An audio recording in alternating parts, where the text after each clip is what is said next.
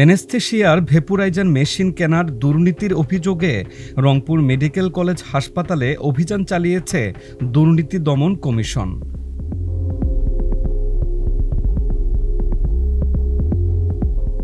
20 জানুয়ারি সোমবার দুপুরে Rangpur medical college হাসপাতালে দুদকের রংপুর জেলার উপপরিচালক মোহাম্মদ শাওন মিয়ার নেতৃত্বে অভিযানটি পরিচালিত হয়।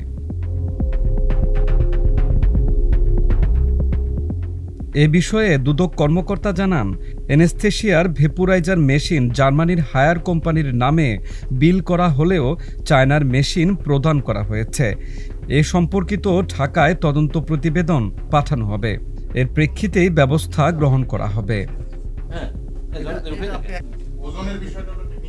তো অভিযানে আমরা দেখলাম যে এখানে মেশিনগুলো কেনা হয়েছে, জার্মানির হায়ার কোম্পানির নামে বিল করা হয়েছে। জার্মানি থেকে মেশিনগুলো আসার কথা, কিন্তু ভেপোরাইজার মেশিনে আমরা যে মেশিনগুলো দেখলাম ক্ষুদ্র অংশ, এগুলোয় কোনো সিরিয়াল নাম্বার নেই এবং এক একটার লেখাও এক এক রকম। কাজে সন্দেহ করার যথেষ্ট অবকাশ আছে যে এগুলো অরিজিনাল নয়, ডুপ্লিকেট।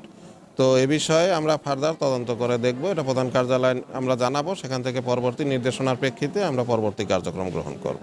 রংপুর মেডিকেলে 19টা কেনা হয়েছে। 19টার মধ্যে আমরা যেগুলো অপারেশন বর্তমানে চলমান আছে সেগুলো দেখতে পারি নাই, যেগুলো অপারেশন চলমান নাই বর্তমানে খালি আছে সেগুলো দেখেছি। তো একটার সাথে আরেকটা মিলতেছে না, কাজেই এর মধ্যে কোনটা নকল আর কোনটা আসল এটা ফার্দার এছাড়া বোঝা যাচ্ছে না, কিন্তু অন্তত আংশিক যে কিছু মেশিন যে নকল এ বিষয়ে মোটামুটি ধারণা পাওয়া গেছে।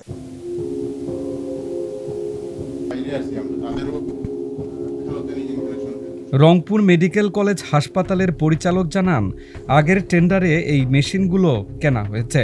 বিষয়টি ঊর্ধ্বতন কর্মকর্তাদের জানানো হবে। আমরা এখানে 19টা মেশিন পাই। এই মেশিনগুলো বেশিরভাগই ছিল যে কোম্পানি, জাপানিজ একটা কোম্পানি, সেই কোম্পানি মেশিন হিসেবে আমরা রিসিভ করি এটা, এবং সেখানে ওই কোম্পানির নামই লেখা আছে। কিন্তু হয়তোবা সময়ে বেশি যে এই মেশিনগুলো ওই কোম্পানির ঠিক না। একটা মেশিনের জন্য যে ধরনের জিনিসগুলো থাকার কথা, ইনগ্রেডিয়েন্টস কিংবা যে নমিনক্লেচার থাকার কথা, সেগুলো আসলে এই মেশিনগুলোতে পাওয়া যায় নাই। ধারণা করা হচ্ছে যে মেশিনগুলো হয়তোবা হতে পারে যে অন্য কোনো কোম্পানির মেশিন।